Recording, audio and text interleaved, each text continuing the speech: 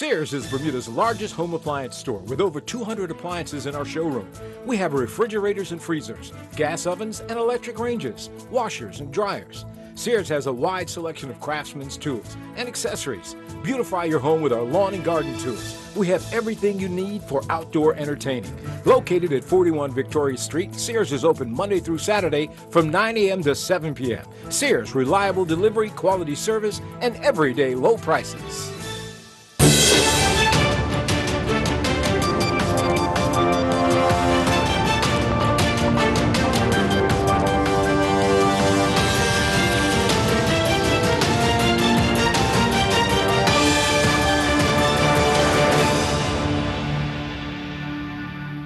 You're watching Bermuda Tonight. It's Thursday, September 13th. I'm Jasmine Patterson, and thanks for joining us.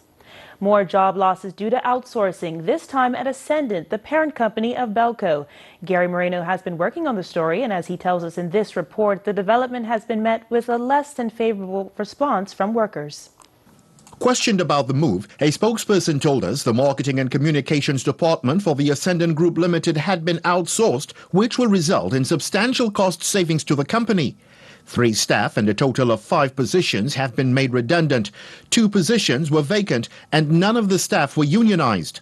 Ascendant's marketing and communications functions have now been outsourced to Cosmic Limited, a local Bermudian-owned and managed company. The situation has reportedly sparked off a firestorm at the company's Serpentine Road headquarters, where staff is said to be considering what course of action they might adopt in light of these developments. Sources there contend the decision to shut down the marketing and communications department came only after attempts by the company to hire a Miss Laurie Fieser, a former WestJet colleague of the current CEO Sean Durfee, for the post of Senior Vice President, Marketing and Corporate Communications fell through. We understand at least 4 local marketing and communications professionals applied and were interviewed for the post, but were not hired. Meanwhile, it is understood the team from the consultancy firm are now housed in the offices once occupied by the former marketing and communications staff. There is concern that the human resource and information technology departments, we're told, may be next in line to be outsourced.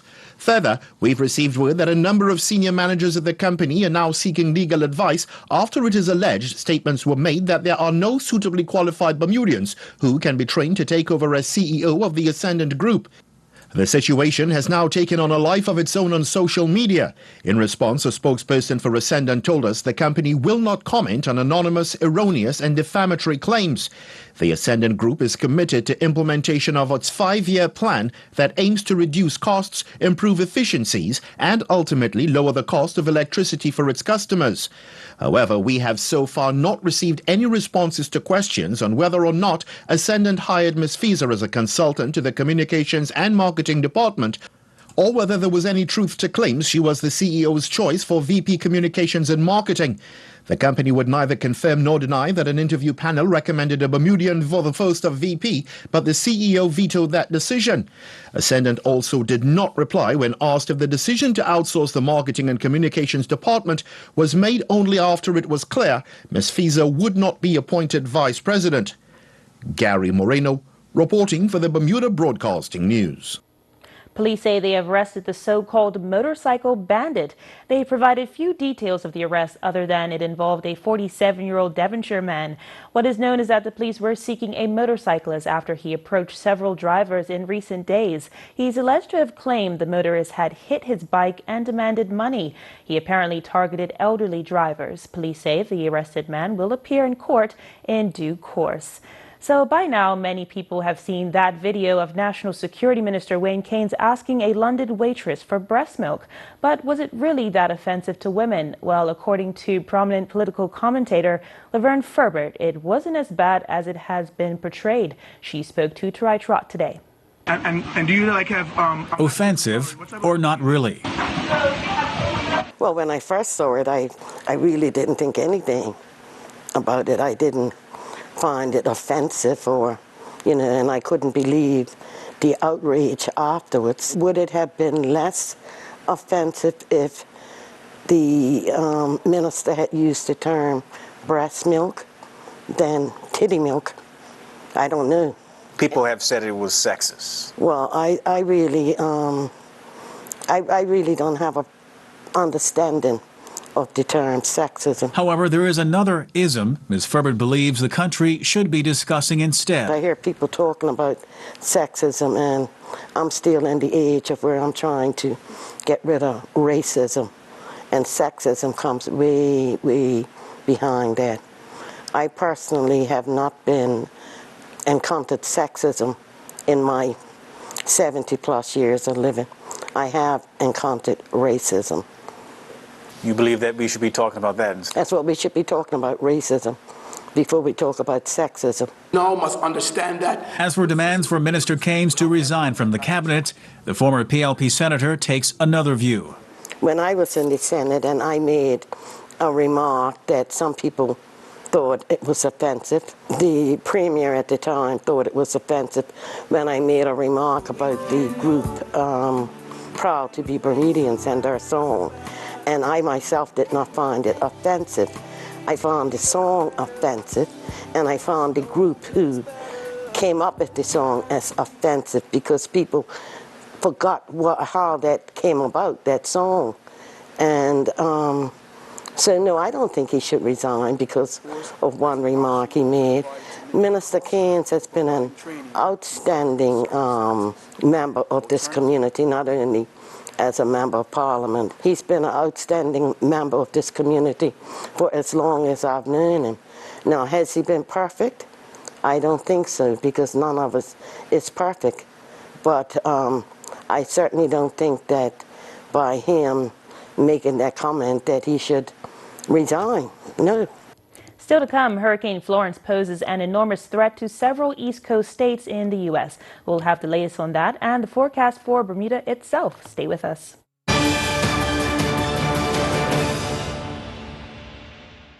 You can count on us. Save $2 on fresh boneless pork sirloin chops, just $2.99 per pound. Pretty Lady extra large red or white seedless grapes, $3.99 per pound. Only 99 cents for select varieties of 6-ounce Yoplait yogurt. A healthy snack, Mott's applesauce, $3.19 for a 6-pack of select varieties. Save more than half price on 4-roll package bathroom 2-ply toilet tissue, only 89 cents. Visit our website, www.marketplace.pm, for more super specials. You can count on us.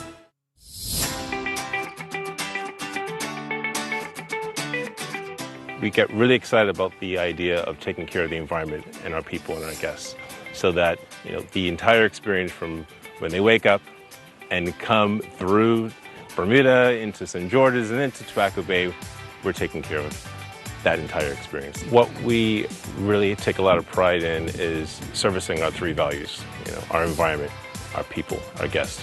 There's been multiple times where guests will come to Tobacco Bay and they've had a great time, and then, well, they had some difficulty getting back. So we have transported people to Grotto Bay and to town, and we've used all sorts of ways to help people to cap off a great time here at Tobacco Bay by making sure that their experience inside Bermuda is taken care of. How can we now enhance their experience further and be competitive? And that's where we really want to go. And when you're doing that analysis internally, sometimes you can suffer from local blindness. It's difficult to see how you can improve your standards and training internally when we're so close to your own organization. So having the NSSC come and then do that for you is like an extension of your organization and of your team. And so I think that this is a key tool for innovation, standards and training certification, and that the NSSC's stamp really does that. It was important for us to get the NSSC's stamp of excellence.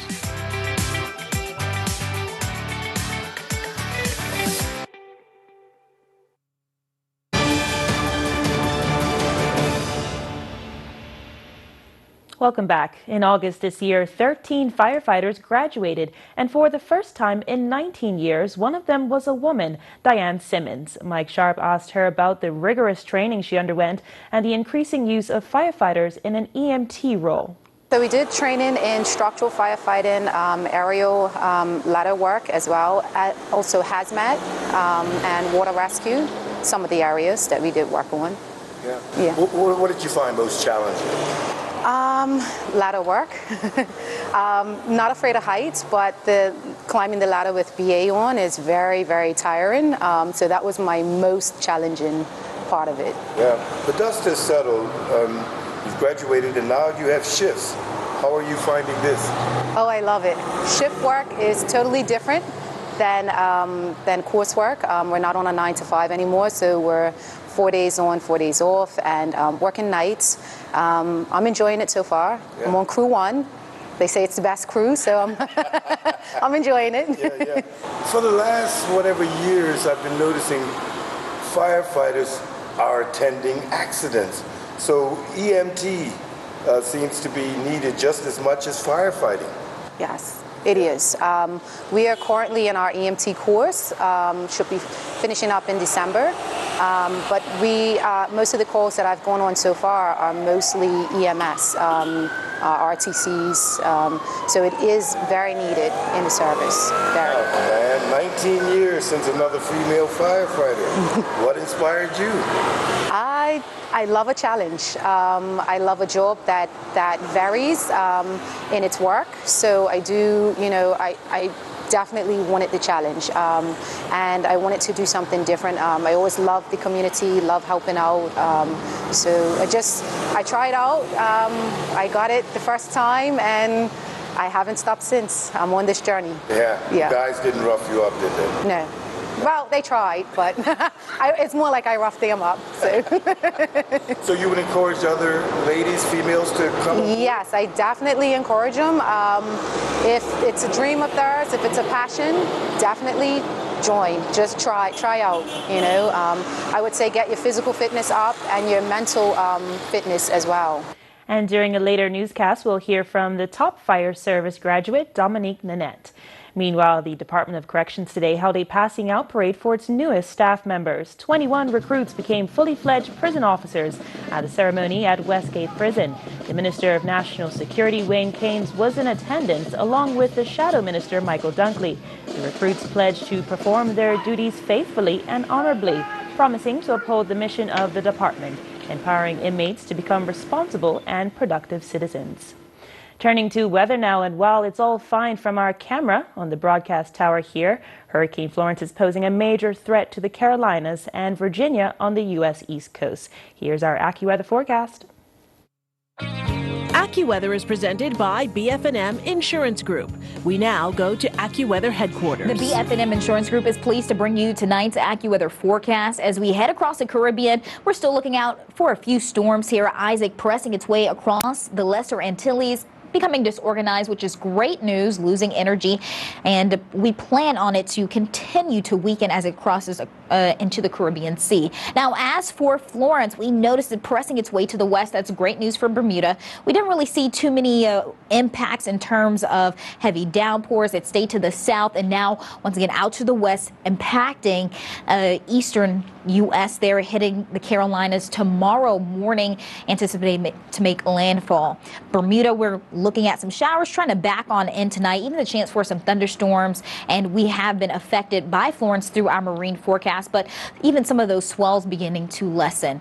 Waves in the reef 1 to 3 feet, waves out 4 to 8, and our winds coming out of the northeast around 6 knots. That humidity sitting around 73%, so a bit muggy out, and our temperature at 84 for this evening. Now, as we continue into our marine conversation here, our low tide will be seen at 6:25 p.m. on your Thursday. Our next high tide at 12:20 a.m. on your Friday morning, and the next low tide at 6:26 a.m.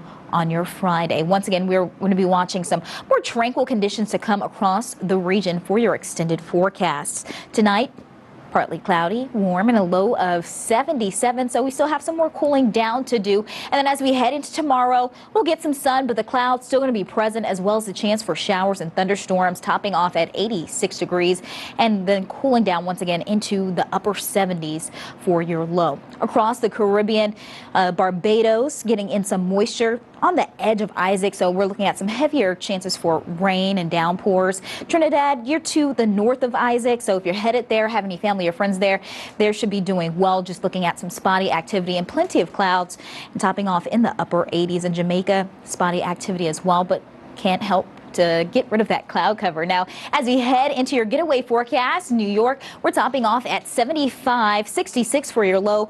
Plenty of clouds staying across the northeast, even out towards Boston. Atlanta, partial sunshine with a high of 92. Miami going to be looking at the typical showers and thunderstorms through much of this week and topping off in the upper 80s and cooling down into the upper 70s for your lows. For our extended forecast, well, tomorrow, Saturday, keeping that moisture available to us, looking at showers and thunderstorms in the forecast and topping off in the mid 80s. Now, we'll keep our temperatures very similar here for your Sunday as well as into early week. What you will notice is the less likelihood of seeing the chance for showers and drier air moving in across Bermuda, and that means more sunshine for your extended forecast. AccuWeather was presented by BF&M Insurance Group.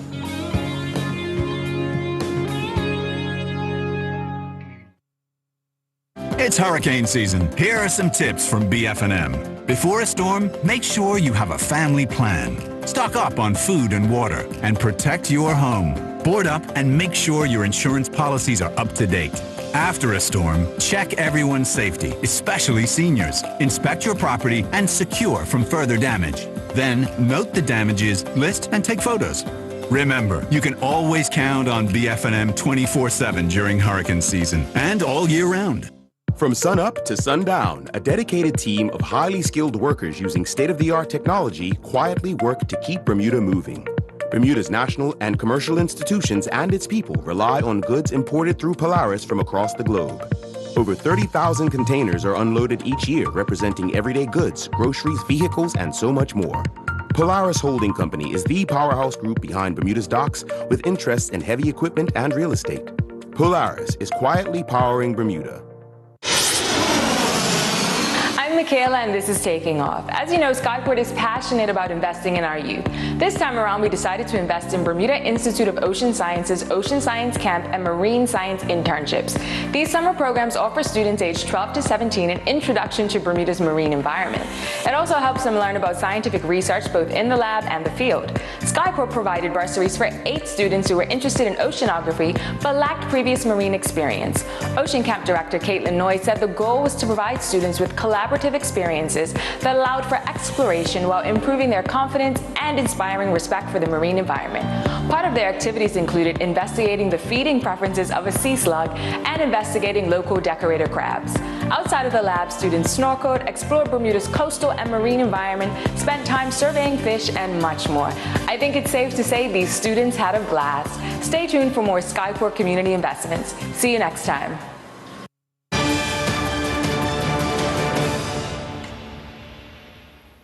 As we heard a few minutes ago, Hurricane Florence is already causing problems on the east coast of the United States. Nearly 30,000 people in North Carolina are already without power. As the storm rattles the area, we can only hope the damage and losses in the states will be minimal, as they were here in Bermuda. However, as Tony Waterman explains, the island did suffer significant financial losses. Hurricane Florence churned past Bermuda, leaving little more than spectacular seascapes in her wake. But her unpredictable path and those powerful swells forced 6 cruise ships bound for the island to change course, taking with them an estimated 14,000 passengers. The Bermuda Tourism Authority estimates that $1.6 million was lost in visitor spending, and that doesn't include taxes or port fees. Bermuda's reinsurers could be next to feel the bite of Florence. There's a number of companies there that would be primary reinsurers for a number of the bigger national companies in the U.S. that have large exposure to the states that are most affected. Catastrophe risk modeler Risk Management Solutions says insured losses could hit $20 billion. Florence was downgraded to a Category 2 storm overnight, but she's still expected to dump up to 40 inches of rain, while storm surges could hit 13 feet and push 2 miles inland. We are on the wrong side of this storm, where most of the damage is done. The forecast tells us that Florence's storm surge will drown many homes. The impending damage comes as the devastating impact of Hurricanes Harvey, Irma, and Maria is still fresh in people's minds. 2017's Atlantic hurricane season was one of the worst in modern history and one of the most expensive for insurance and reinsurance firms. One tally put the bill at over $200 billion. Companies in Bermuda still remain very well capitalized and in position to protect against an event that happens of a fairly large magnitude this year. Insurers certainly took losses last year, but the losses generated mostly an earnings event for most of the companies, where capital wasn't depleted to a significant amount, where companies were in a poor position to be able to protect against 2018 losses. A hunkering down, not just for those in Florence's path, but for insurance companies as well. Tony Waterman for Bermuda Broadcasting News. Still to come, icons of Bermuda are immortalized on film, plus all the latest sports headlines. That's in just a few minutes.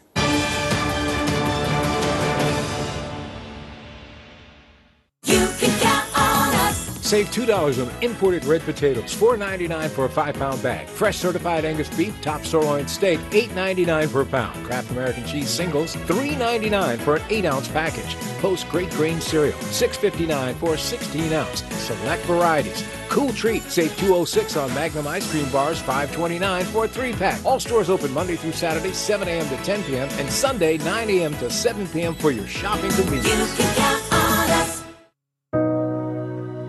All my life is changing every day, in every possible way. And then I open up and see the person falling here is me. 'Cause you're a dream to me. Made with care, handled with care, delivered with care.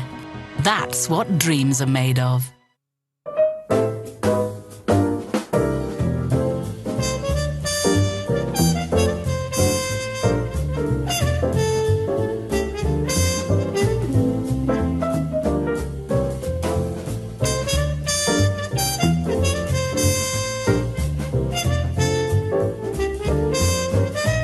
New Toyota Rush, Bermuda's biggest SUV with 7 seats. There's always plenty of room. Available at Bermuda Motors.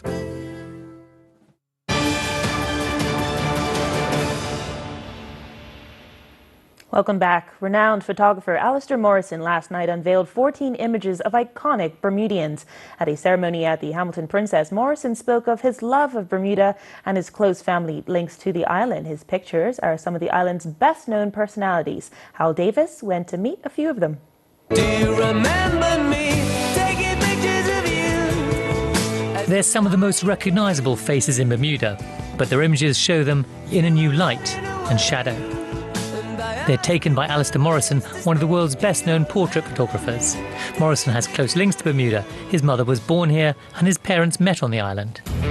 He's perhaps best known for his work with rock musicians. This gathering of global stars in London, proof of his ability to get even the biggest names to agree to having their picture taken. But this new project is more personal. I suddenly felt a little bit more Bermudian, and in photographing so many of the celebrated Bermudians, I learnt a lot more about them, about the island, and it became a very special project, and a very personal project too. The Bermudian images show the faces of his subjects, but also carefully captured shadows, some artfully manipulated. It's an attempt to catch more of the essence of the people photographed. You know, for instance, John Swan, who is such an amenable man. He's always shaking people's hands, and so the portrait of him is a very stoic portrait, but his shadow clearly shows that he's shaking someone's hand. So the shadow is representative in a way of their character. So was it a difficult decision to take part? When I was asked, I said, I thought it would be a good thing, to have a bit of art on display at probably the biggest hotel in Bermuda. You can't go wrong. 2 of the subjects were chosen by the public, Martha Dismont of the Family Centre and Ronnie Chameau, the doll maker. And it's clear that many of the sitters working with Morrison enjoyed the process, even if they don't usually like having their picture taken. He's awfully nice and he's very professional and he's fun and he's easy and I just hate having my picture taken. The images will be displayed at the Hamilton Princess as part of its permanent art collection. The small, postcard-sized pictures housed in a special cedar display made on the island. A chance for posterity to get a snapshot of the great and good of Bermuda in 2018. Howell Davis, Bermuda Broadcasting News. Taking pictures of you. Such a wonderful thing to do. Sport now, and a troubled start to the World Equestrian Games. Bermuda could host international cricket next year, and a Bermudian footballer gets recognized in the Estonian Premier League. Earl Basin has all the details of those stories and more in tonight's sports package.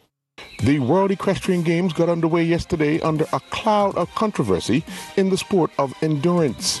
Bermuda's Marvin Brangman was forced to withdraw his horse after officials made an error.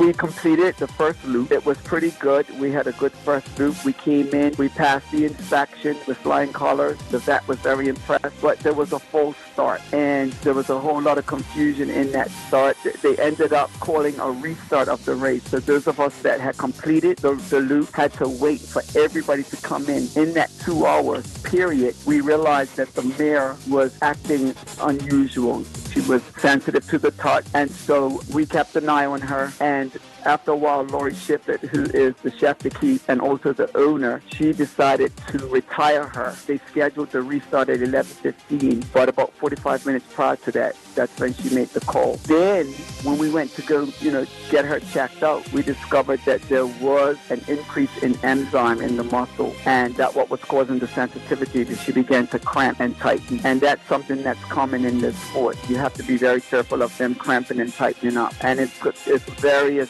reasons causes it. So standing around waiting for 2 hours, even though we were walking her, you can't start this ride and then stop. And so it just didn't all work together. Meanwhile, Annabelle Collins began taking part in the World Equestrian Games in dressage. The first 38 competitors in a field of 77 took to the ring on day one. Collins, riding Joyver VG, is currently 27th. The pair were the 31st competitors to enter the ring on the day. They recorded a score of 66.118%.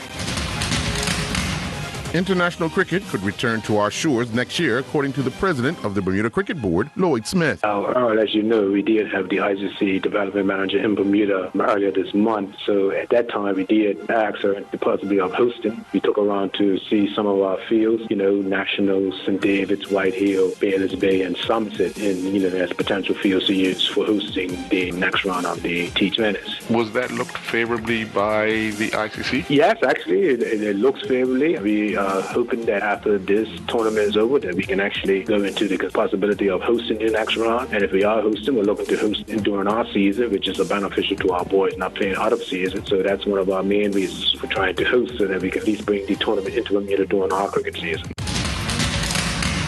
Dante Levrock has been named into the Estonia Premier Division Team of the Month for August. Levrock, the J.K. Navratran central defender, was key to the team's success for the month, organizing things at the back. Although Levrock's effort at the beginning of August was higher than the outcomes, at the end of the month, he helped the team record 2 shutouts, who had also scored 2 goals in the month.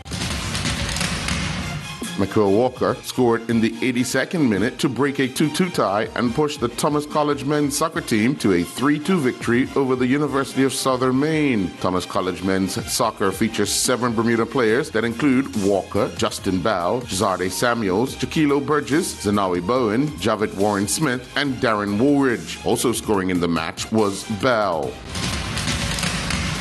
The Wednesday night sailing series came to an end with a total of 34 boats going to the start line throughout the 20-race series. Air Force won 6 of the 20 races and finished on top of the standings with 55 net points. Mayhem were the 2018 runners-up, having accumulated 86.5 net points. In third place was Fat Tuesdays with 144.5 net points, followed by Back in Black, who recorded 146 net points. Smokin' rounded out the top 5 finishers in 2018 with 179.5 net points. In mixed majors bowling league action, the Spear Change went down 14-6 to Fight Back. Unpredictable defeated the Activators 17-3, while the Minimax Forwarders defeated the Movers and Shakers 13-7. The Untouchables defeated the Troublemakers 20-0, and the Warriors went down 19-1 to the Mix-Ups. While in second spring senior bowling league action, it saw the last minutes fall 4-0 to the Islanders. The last pin defeated the Blue Angels 3-1, while the Pin Splitters defeated the Newcomers 4-0. The Drifters got by just kicking 3-1. I'm Earl Baisden with Bermuda Broadcasting Sports. And that's all from us here tonight. Thanks for watching. I'm Jasmine Patterson, and I hope to see you again soon. Good night. Jasmine Patterson's wardrobe and makeup is provided by Gibbons Company.